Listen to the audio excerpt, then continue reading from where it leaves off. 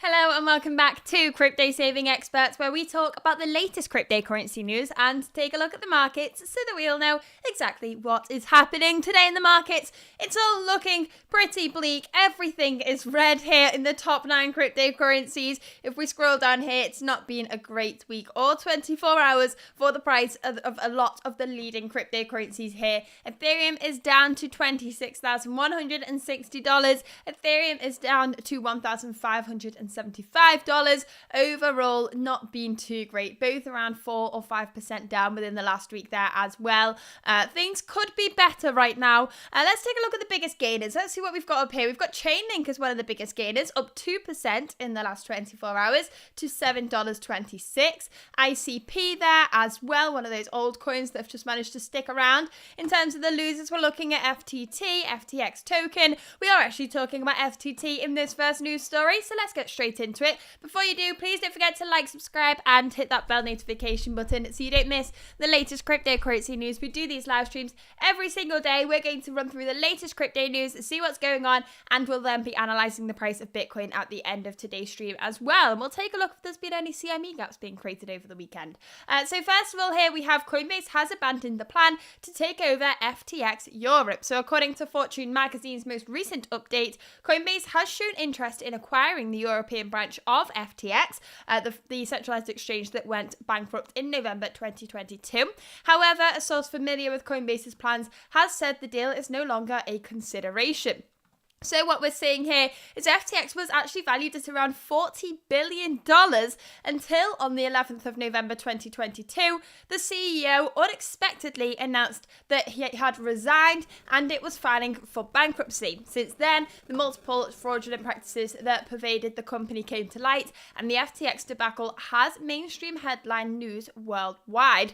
And this was a major story, still is a major story. Now, Coinbase were looking into acquiring the European branch of FTX, looking to acquire some users in Europe, but they've decided that they no longer want to do this. So the acquisition of FTX Europe would have given Coinbase immediate possession of a license to offer derivatives trading in Europe. It is unclear at this stage why Coinbase has retreated from the potential deal, but we can see the FTX debtors' professional advisors have concluded that there is no realistic possibility of a sale.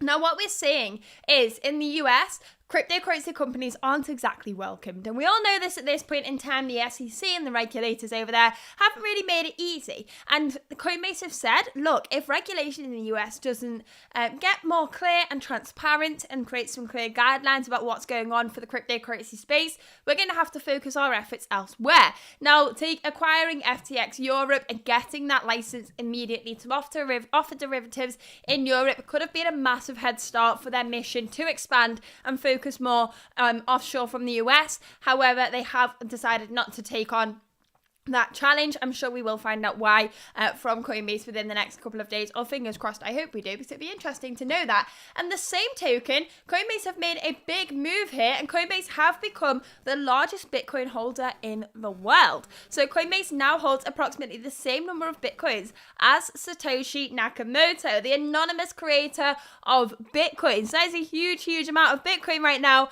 We are seeing here that, let's see what's going on here. They've been identified as the largest Bitcoin holder globally. On Twitter, they've posted that Coinbase has approximately reached 1 million Bitcoin in their reserves. So they've now identified $25 billion worth of Bitcoin reserves for Coinbase on chain. This makes Coinbase the largest Bitcoin entity in the world on Arkham, with almost 5% of its of all Bitcoin in existence, about as much as Satoshi Nakamoto. So at the time of writing, Coinbase holds 947,179 BTC, worth approximately $24.72 billion.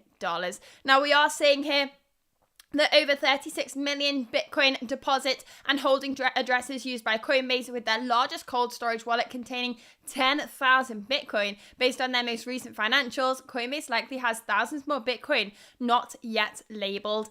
So they are looking to strengthen their position elsewhere. We've just discussed that quickly, but we are seeing here massive moves from Coinbase. Now, a lot of people are speculating on the future of centralized exchanges, especially in the US. In the UK, things are looking pretty certain. button. Regulation is changing the entire cryptocurrency space right now. We're seeing these cryptocurrency companies trying to grow and trying to follow regulation, and the regulators regulation isn't exactly clear globally, so it's very difficult for them to do that. But we are thankfully seeing these companies continue to try and grow. We did see Binance trying to dismiss the lawsuits with the SEC on Friday, still waiting to hear back about that. We are seeing Coinbase obviously continuing to grow and becoming the largest Bitcoin holder in the world. So big improvements here, and I am very much for these companies continuing to push the cryptocurrency space forwards. The CEO of Coinbase has made a massive effort this year to try and get some clarity on guidance and regulation in the US, and I'm a big fan of that, because that is something we need, and we need the big players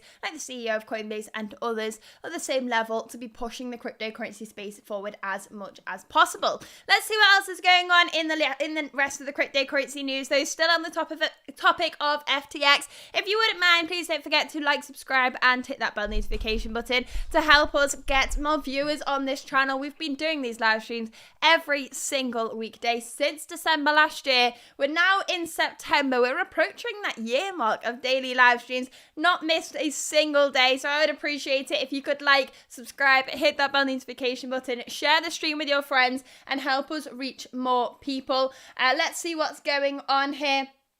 Florin says another live. Monkey Nut says, sup Jess, thank you very much for tuning in. As always, we've got here $250 million of FTX claims have been purchased by investors. So individuals affected by FTX collapse has been selling their claims, with the total reaching $250 million. So Bloomberg have reported that a management company has purchased a $23 million FTX claim, with demand growing among willing buyers. So what's happening here is investors seek to purchase claims like FTX because they can acquire them at a cut price deal. So claimants who do not wish to wait until the bankruptcy proceedings are resolved can sell their claim at a cut price deal to what they expect to receive if they waited. So what's happening here is, for example, a user has, well, we've got an example in this article, I believe, $100,000 in cryptocurrency held on FTX last year.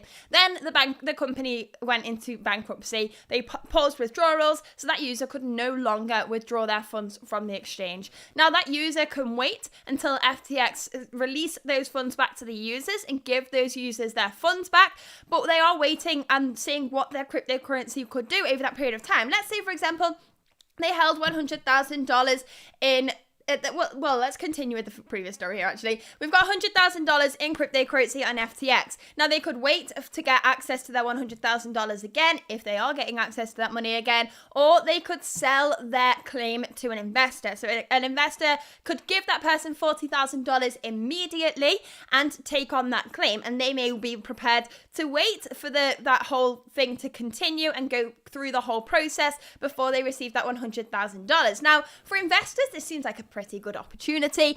Investors like to invest in things like this. The return of a bigger fund like that, the returns they can make on that, the multiples they can make on that is huge. So we can see here, Thomas Braziel, a bankruptcy claims investor, stated that he was aware of FTX claimants filing for $100 million in compensation and some over that figure. That demonstrates two things. Firstly, the vast array of people affected by the FTX collapse, and secondly, the potential profit for those who strike a deal with victims with large claims. So let's just read this example here, because I think what I've just said wasn't the clearest it could have been. An investor may purchase the claim for $40,000 if somebody's claiming for $100,000 of cryptocurrency that's locked in FTX, and the prospect of receiving $80,000 or the full $100,000 after it is settled. So it's a long-term hold here, but it could be really, really beneficial. What we've seen here is one individual has bought a $106,000 claim for 38% of the cost. When the report was written, the Bitcoin was worth $2 million, demonstrating the potential profit in the claims investing world. So this is a really interesting opportunity here. We are seeing, as you can see, the demand for these claims is increasing. Those that held cryptocurrency in the exchange may just want to get out of cryptocurrency at this point in time. They may realize after FTX that it's not really the industry for them at this this point in time, and that's absolutely fine. Every single time we do see problems like this, we are unfortunately going to see people leave the space, and they just may want access to their funds as soon as possible, or maybe they'd already closed on a deal and they needed access to those funds, so they will take that loss to get those funds as quickly as possible, whereas others may be prepared to invest in those claims and wait for the long-term results of this. But we can see these things go on for quite a long time. We did see with Mt. Gox, they have still not refunded their users. Mt. Gox went down in 2014. Let's take a look at that. Mt. Gox, when did it go offline? Let's take a look at that. We're looking at 2014 that went offline. Now, they had a repayment deadline of the 31st of October. They've just delayed it another year. So we're looking at the 31st of October 2024, 10 years after they filed for bankruptcy. And this is something that we could be seeing with FTX. Who knows at this point in time? So far, they seem to have been moving a lot faster than Mt. Gox did, but it may still take a couple of years for those funds to get back and those claim investors to get their money. But let's take a look at what else is going on here in the crypto news. We've got Bybit officially announcing they are leaving the UK. Regulation is coming in tight in the UK, starting on the 8th of October. So they are looking to cease accounts for UK users on the 1st of October. Existing UK users, please manage your position before the 8th of January next year. And the exchange has stated this on Twitter, or now X. So the CEO of Bybit has said, we do see regulation becoming more strict. Most likely we'll have to retreat in many countries. I think the UK will have to exit very soon. We recently exited France. The new FCA laws see the introduction of a 24-hour call-off periods for new registrants to exchanges serving UK customers. So the FCA signals a final warning at crypto businesses providing services in the UK. The regulator has warned those that the rules apply, outlining the new laws must be obeyed. So strict rules coming in here. Let's see what else is going on in the cryptocurrency news. Ethereum's weekly chart suggests $1,500 could hold for the rest of 2023. So $1,500 for Ethereum. Let's take a look at that quickly. Let's go over to the Ethereum chart here. If we take a look at the daily chart, you can see we have seen a move to the downside. If we have, these are all old lines here. This is not the chart that I typically look at for Ethereum. If I pull this out though, these old lines here, you can see that previous level of resistance from back in April and June is actually being used as a level of support at this point in time. So sometimes there's benefits for leaving these lines on your charts for a period of time.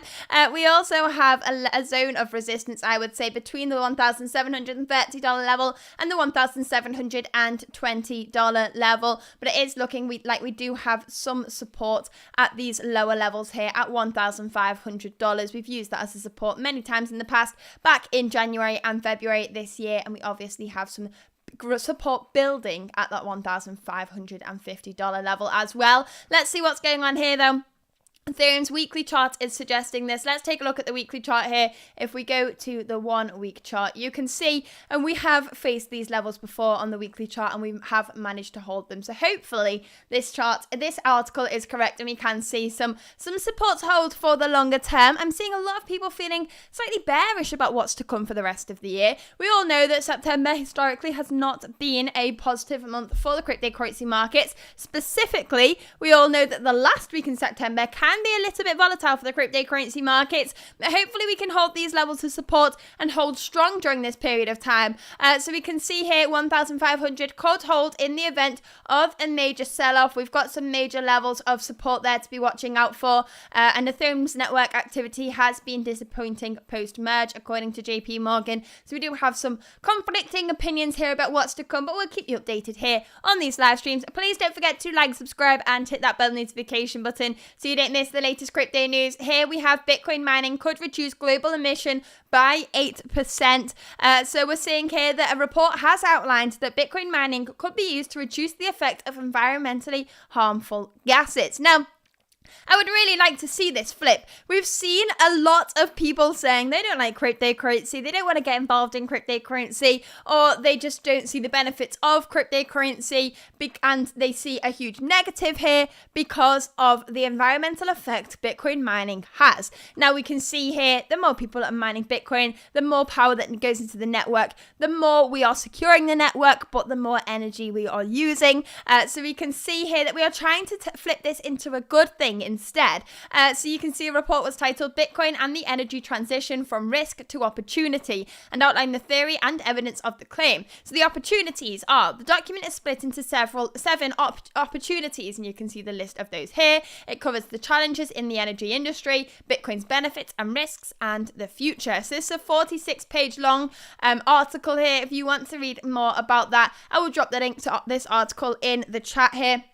But you can see the benefits of what can come from Bitcoin. It would be nice to see that flip and that change there, because I see a lot of people shying away from Bitcoin because of this.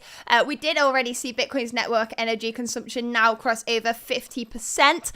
We did actually see back in 2021, Tesla stop accepting Bitcoin as a form of payments for their vehicles because of the effect Bitcoin has on the environment. But we did also see at that point in time that Tesla and Elon Musk said they'd look at reassessing this once Bitcoin's energy consumption was over 50% of its energy was from renewable energy sources. So that has happened. Looking at positive things here, and hopefully more positive things to come in the next bull run. Let's see what else is going on in the crypto news here. Venezuela authorities seize Bitcoin mining machines in prison raid. So the seizure of the Bitcoin mining machines comes as Venezuela faces a ban on crypto mining. So according to an AFP report, the police seized explosives, rocket launchers, sniper rifles, grenades, buckets of bullets, and heaps of machine gun ammunition belts alongside the mining machines.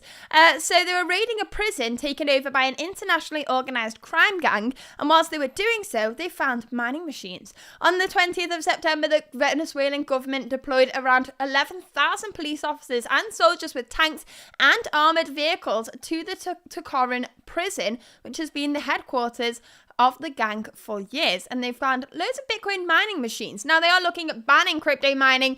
We've seen this in many different regions across the world. It comes and it goes. Regulation is getting stricter, as we said at the start of this stream. So the seizing of these mining machines come as they're looking to ban cryptocurrency mining. The government temporarily banned crypto mining in March while investigating a large corruption scheme that used crypto wallets to siphon payments belonging to a state-owned oil company. So that's what's going on in Venezuela. We are seeing crypto important there because of the rates of inflation there, but still Bitcoin mining is looking to be banned there. Let's see what else is going on in the crypto space before we continue. Please don't forget to like, subscribe, and hit that bell notification button. Let's see what's going on here. Terra Classic's community passes proposal to cease USTC mining. Terra Classic, the project that created Luna, UST, the token, the stablecoin, algorithmic stablecoin, I should say, that crashed back in May 2022. That was a horrible, horrible time for the cryptocurrency space. Another thing, 2020, yeah, it was 2022. Time goes so fast, yet so slow in this space. It's very hard to keep track. What we are seeing here is they are looking to stop minting USTC. So as part of the efforts to support the stablecoins repegging to USD, they are looking to stop minting and reminting of Terra Classic USD. So when the crash happened, we did see UST get relabeled as USTC because we saw a hard fork, and the same for Luna and Luna Classic.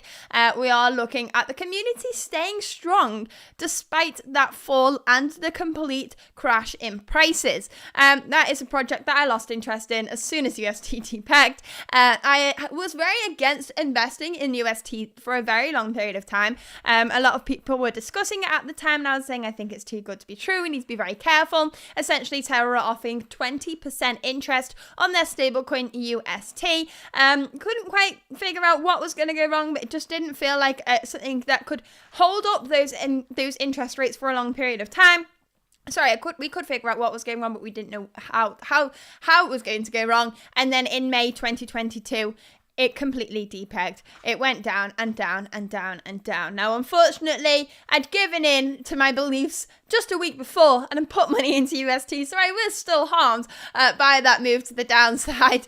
You need to stay strong in these markets. Things can seem after the bull market, it's really hard to put things into perspective sometimes. But let's see what else is going on in the crypto news here. We have Mixing Network hacked with $200 million confirmed stolen on Saturday. So another hack, unfortunately, taking place. We are seeing they've posted on Twitter or X about that. The database of Mixing Network's cloud service provider was attacked by hackers, resulting in the loss of some assets on the main net. So really unfortunate situation there. We are waiting to see what the solution for that is, and we are seeing September marks a big month of hacks. We've seen stake.com getting hacked, CoinEx, a hot wallet. We are seeing more and more hacks, unfortunately, in the space, but hopefully we get these kind of things under control. And as I always say, when it comes to hacks, we are new to this industry. That's why we get the benefit of having those huge returns on some of those nice juicy altcoins, but it's also why we see big problems in this space as well. You can't be new to an industry and reap all the rewards of the highs of those big returns and not see all of those lows in the space as well. We've got one last article for today, so let's see what's going on here. Vitalik Buterin is selling 700 Ethereum to centralized exchanges. Now, when we see something like this, it is usually a signal that they are selling that cryptocurrency. What we're seeing here is there's really two possibilities here, and I think we all know which one it is. One is he is selling those Ethereum. Two is that he's looking to stake through the centralized exchange. Very much doubt it. In fact, do Coinbase offer US citizens staking at this point in time? I don't believe so. So what we can see here is 700 Ethereum has been sent to centralized exchanges. We've seen 300 ETH go to Kraken and 400 ETH go to other centralized exchanges from wallets labeled as Buterin's wallet. He's converted 200 ETH into USDC as per a post. One of Buterin's other well-known addresses currently holds 934 ETH and over $591,000 in other tokens. However, the founder has reported to hold approximately 286,000 ETH as of July, making his recent transfers negligible compared to his total holdings. And you know what? This guy's done a lot for the cryptocurrency space. The space has grown a lot as a result of his hard work. If he wants to take some profits and spend it on himself, why not at that point in time? Let's see what's going on with the Bitcoin price now, though. If we go to BTC USDT, you can see we are trading at $26,130. If we take a look at the 4-hour chart, we have seen a bit of a bullish momentum here. If we pull up the RSI and the MACD, we can see MACD. Let's get this one up here. You can see bullish momentum here. It does actually look like it's weakening right now with that smaller bar chart on the MACD, a smaller histogram on the MACD. And we are seeing the RSI tick back into neutral. It has been oversold for a period of time on the 4-hour chart, but it's looking like we could go back to those higher levels.